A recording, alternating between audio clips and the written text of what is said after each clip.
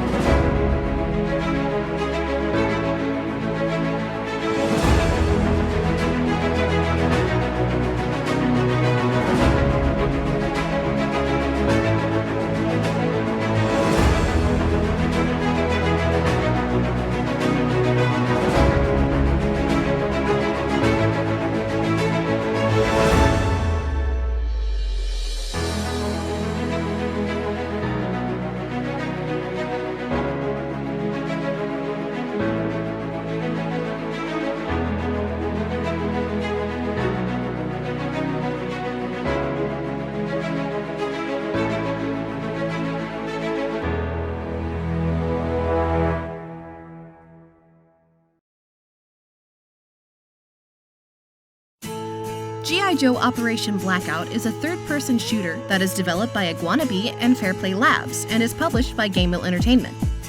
Hold on, wait a second. That name sounds familiar. Didn't we just play something they recently had their hands in publishing? Man, these guys are everywhere! Let's get back to what I was saying. G.I. Joe Operation Blackout is the latest attempt to make this franchise relevant once more in the actual console market. A market that it really hasn't dipped into much since 2009's G.I. Joe The Rise of Cobra. Wait a minute. The Rise of Cobra? Yep, now it's obvious why they didn't continue after that. Please do not Google it, I beg you. With the franchise having really been out of the console market for the last decade, and having been more focused on Android platforms with strategy-based games like War on Cobra, GameMill and the fine people at Iguana Bee and Fairplay Labs attempt to break the mold and set the precedent for more G.I. Joe games on home consoles going forward. But is this accomplished here with this game, or is it another game to be left forgotten in the pits of hell like Rise of Cobra? You almost got me. I almost said it again. But we'll never know for sure any of these questions unless I stop rambling, and knowing is half the battle after all. So, without further delay, Yo Joe! Story.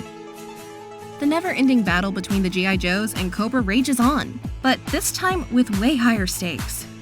As Duke is busy training the next batch of Joes to get them ready to take the fight to Cobra, disaster suddenly strikes as a legion of Cobra planes, along with Cobra troops, attempt to take over the USS Flag by force in order to achieve their sinister plot. The invasion by Cobra is swift and fierce and very one-sided due to the shock and awe of the sudden onslaught, and the fight ends with the Joes being completely defeated. Now, with the USS Flag in total Cobra command, the evil of their plan is finally able to come to fruition. With the total takeover of Flag, Cobra now controls all the world's satellites and electronic feeds, which leaves not only the Joes, but also the entire world at the mercy of Cobra. With places like San Francisco and Washington being completely taken over, it's only a matter of time before world domination is no longer a matter of if, but an inevitability. It is now up to the remaining resistance of Joes to make one last attempt to fight back and save the world from Cobra tyranny. Gameplay. G.I. Joe Operation Blackout is a team-based third-person shooter that takes inspiration from basically every other third-person shooting game on the market. Nothing here in this game is necessarily new or even groundbreaking. However, it does have its own personality and its own way of showing that it does indeed have its own unique identity that may set it apart from the other cookie-cutter third-person shooters. And that unique identity comes in the way of the tried-and-true go-to, best friend next door, good old nostalgia. And boy, does this game have mountains of it! Especially for fans of the 80s cartoon series. Now, I was never big into G.I. Joe growing up, so don't chew my head off. I was more into Beast Wars and the sometimes cringe-fest Power Rangers. But we can get into that some other time. In Operation Blackout, when starting up your game, you are greeted to a choice of campaign, team battle, and knowing is half the battle for modes that are selectable from the main menu screen. Now, for a quick disclaimer, I will not be able to cover the team battle section of the game. Why, you ask? Well, that is because even though this is a team-based game, there is no online multiplayer to be able to play with others. Yes, you heard that right, this game is strictly local co-op only, for both the main campaign and multiplayer mode. Meaning, if you have no friends like me, or have been impacted by the ongoing pandemic and can't be around people at this time, then this mode is kind of useless, sorry to say. But I will try to give a little bit of an idea on what this mode pertains to, since the main campaign utilizes its gameplay modes in its story. In the roughly 8-hour campaign mode of the story, you play through a total of 17 missions that puts you in the shoes of both Team Joe and Team Cobra.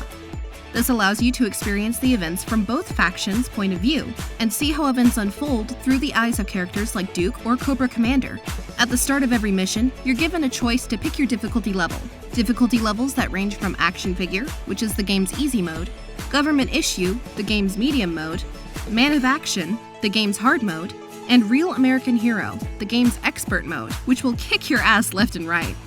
If you're just starting out, I'd suggest going with medium as your default difficulty so that you may ease into it a lot better without inducing a headache on yourself. Once activating your first mission, you're thrown into a tutorial level that takes place on the USS Flag, where you take on the role of Duke as he and the fellow members of Team Joe are busy training a brand new round of recruitments to join in the fight to take on Cobra.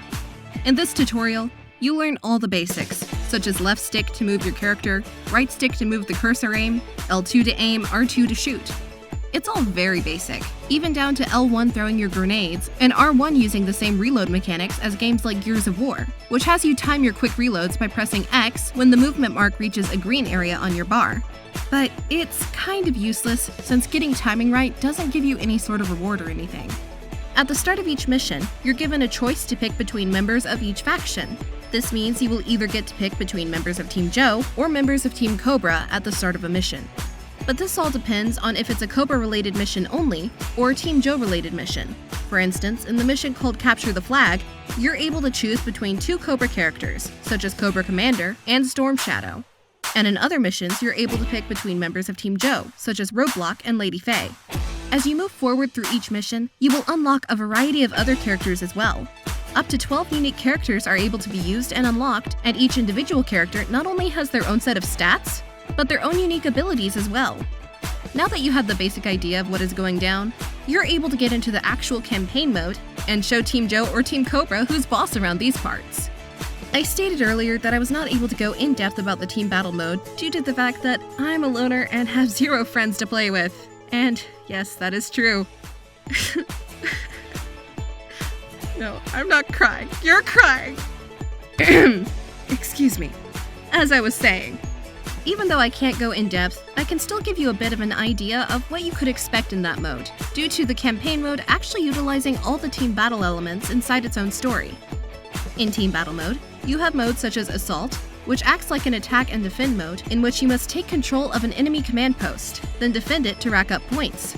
This element is used in the very first mission as you, member of Cobra, have to take over the USS Flag to gain control of it.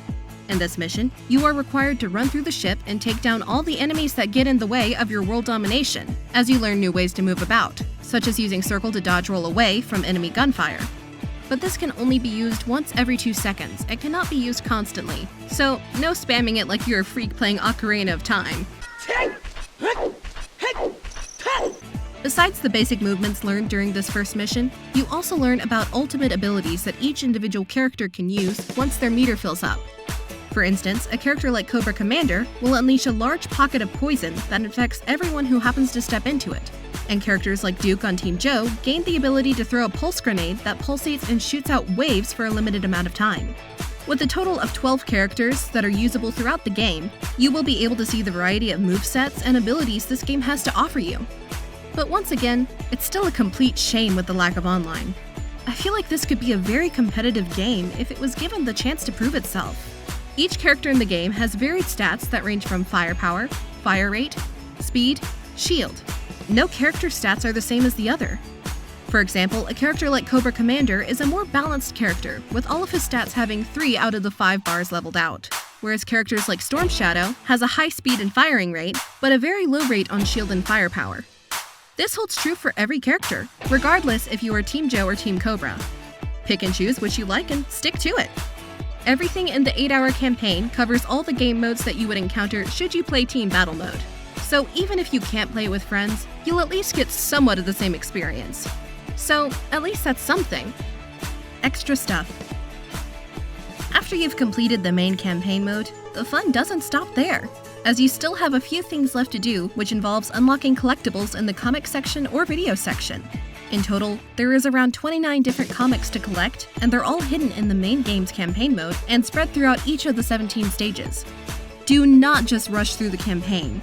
Take your time and find them all because they're actually really cool, especially for longtime fans and real American heroes.